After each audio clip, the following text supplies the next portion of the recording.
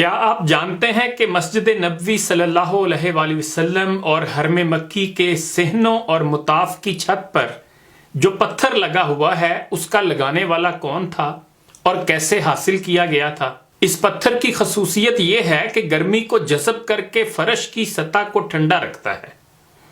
اگر اس بارے نہیں جانتے تو سنیے، یہ تاریخ بڑی ایمان افروز بھی ہے اور حیرت انگیز بھی۔ حرم پاک اور مسجد نبوی صلی اللہ علیہ وآلہ وسلم کی توسیع کے منصوبے پر کام کرنے والے ڈاکٹر محمد کمال اسماعیل بھی ایک کمال شخصیت تھے۔ وہ مصر کی تاریخ کے سب سے کم عمر شخص تھے جنہوں نے ہائی اسکول سرٹیفکیٹ حاصل کیا۔ پھر وہ رائل اسکول آف انجینئرنگ کے سب سے کم عمر طالب علم تھے جنہوں نے وہاں سے گریجویٹ ڈگری حاصل کی۔ پھر وہ سب سے کم عمر گریجویٹ تھے جن کو یورپ سے اسلامک آرکیٹیکچر میں ڈاکٹریٹ کی 3 ڈگریاں لینے کے لیے بھیجا گیا۔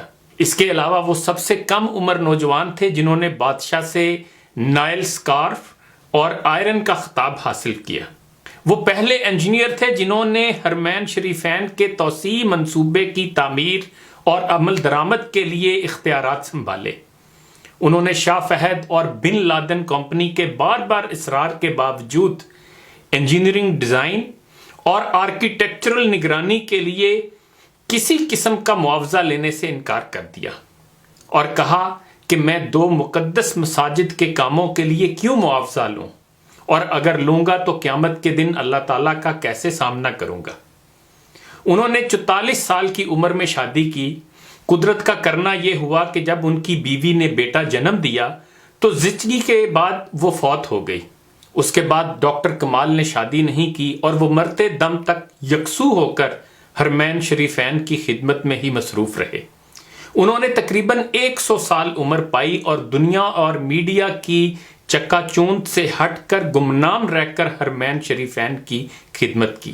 اس عظیم آدمی کی حرمین شریفین میں نصب کیے گئے سفید پتھر کے حصول کی کہانی بھی بڑی دلچسپ اور حیرت انگیز ہے۔ یہ وہ پتھر ہے جو حرم مکی میں مطاف کی چھت اور باہر صحن میں لگا ہے۔ اس کی خصوصیت یہ ہے کہ گرمی کو جذب کر کے فرش کی سطح کو ٹھنڈا رکھتا ہے۔ یہ پتھر ایک ملک گریک میں ایک چھوٹے سے پہاڑ میں دستیاب تھا۔ وہ سفر کر کے گریک گئے اور حرم کے لیے کافی مقدار میں تقریباً آدھا پہاڑ خریدنے کا معاہدہ کیا۔ معاہدے پر دستخط کر کے وہ واپس مکہ لوٹے اور سفید پتھر سٹاک میں آ گیا اور حرم مکہ میں پتھر کی تنصیب مکمل کرائی۔ 15 سال بعد سعودی حکومت نے ایسا ہی پتھر مسجد نبوی میں بھی نصب کرنے کو کہا۔ انجینئر محمد کمال کو جب بادشاہ نے مسجد نبوی میں ویسا ہی ماربل لگانے کو کہا تو وہ بہت پریشان ہوئے، کیونکہ کرۂ ارض پر واحد جگہ گریک ہی تھی جہاں یہ پتھر دستیاب تھا اور آدھا پہاڑ تو وہ پہلے ہی خرید چکے تھے۔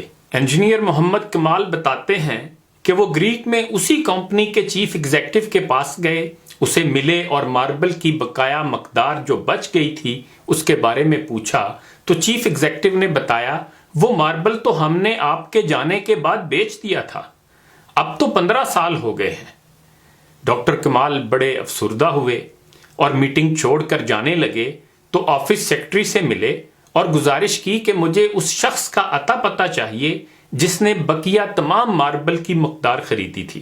تو اس سیکرٹری نے متعلقہ شعبے سے بات کرنے کے بعد بتایا کہ پرانا ریکارڈ تلاش کرنا اگرچہ بہت مشکل ہے لیکن آپ مجھے اپنا فون نمبر دے جائیں، میں تلاش کروانے کی کوشش کرتی ہوں۔ ڈاکٹر کمال نے اپنا نمبر اور ہوٹل کا پتہ دیا اور اگلے دن آنے کا وعدہ کر کے چلے گئے۔ دفتر چھوڑنے سے پہلے ڈاکٹر کمال نے سوچا کہ مجھے کیا ضرورت ہے اتنا فکر مند ہونے کی کہ کس نے خریدا، اللہ کے گھر کا کام ہے، اللہ خود ہی کوئی بندوبست کر دے گا۔ اگلے دن ایئرپورٹ جانے سے چند گھنٹے قبل انہیں فون کال آئی کہ ماربل کے خریدار کا ایڈریس مل گیا ہے۔ ڈاکٹر کمال کہتے ہیں کہ اب میں عجب احساسات کے ساتھ بہت سست رفتار سے دفتر گیا کہ اب کیا کروں گا خریدار کے ایڈریس کو لے کر، کیونکہ اتنا لمبا عرصہ ہو گیا ہے اور خریدار تو اس پتھر کو پتہ نہیں کہاں کہاں استعمال کر چکا ہوگا۔ ڈاکٹر کمال دفتر پہنچے تو سیکرٹری نے کمپنی کا پتہ دیا جس نے ماربل خریدا تھا۔ جب ڈاکٹر کمال نے پتہ دیکھا تو کچھ دیر کے لیے تو حیرت سے ان کا دل دھڑکنا ہی بھول گیا اور پھر حیرانی اور خوشی کے ملے جلے جذبات سے انہوں نے زور کا سانس لیا، کیونکہ وہ کمپنی جس نے ماربل خریدا تھا وہ سعودی تھی۔ ڈاکٹر کمال نے سعودیہ کی فلائٹ پکڑی اور سعودی عرب آئے اور سیدھا اس کمپنی کے دفتر جا پہنچے۔ وہ ڈائریکٹر ایڈمن سے ملے اور پوچھا کہ آپ نے اس ماربل کا کیا کیا جو گریک سے خریدا تھا؟ تو اس نے کہا مجھے یاد نہیں۔ پھر اس نے اسٹاک کے شعبے سے رابطہ کیا اور ان سے پوچھا کہ وہ سفید ماربل جو گریک سے منگوایا گیا تھا کدھر ہے؟ تو جواب ملا کہ وہ ساری مقدار موجود ہے اور اس کو کبھی استعمال نہیں کیا گیا۔ یہ سنتے ہی ڈاکٹر کمال تو ایک بچے کی طرح رونے لگے اور کمپنی کے مالک کو پوری کہانی سنائی۔ پھر انہوں نے کمپنی کے مالک کو بلینک چیک دیا اور کہا اس میں جتنی رقم بھرنی ہے بھر لو اور ماربل کی تمام مقدار میرے حوالے کر دو، کیونکہ ہم نے یہ پتھر ہر صورت لینا ہے۔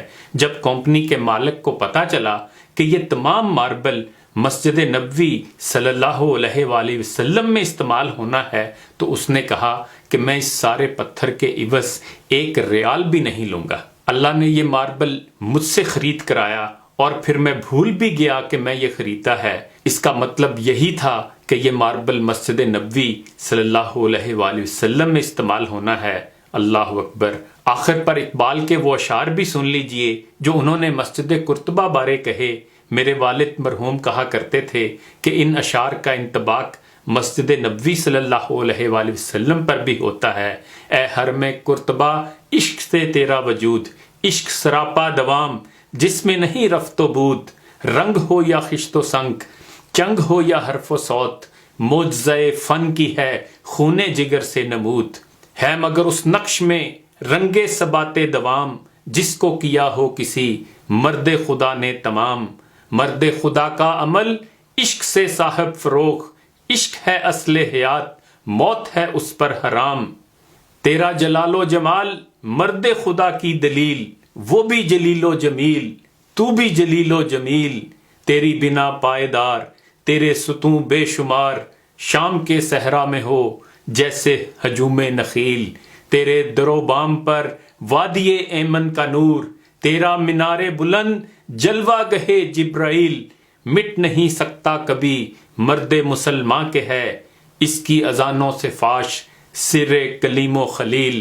کافر ہندی ہوں میں دیکھ میرا ذوق و شوق، دل میں صلاۃ و درود لب پر صلاۃ و درود، شوق میری لے میں ہے شوق میری نے میں ہے، نغمہ اللہ میرے رگو پے میں ہے۔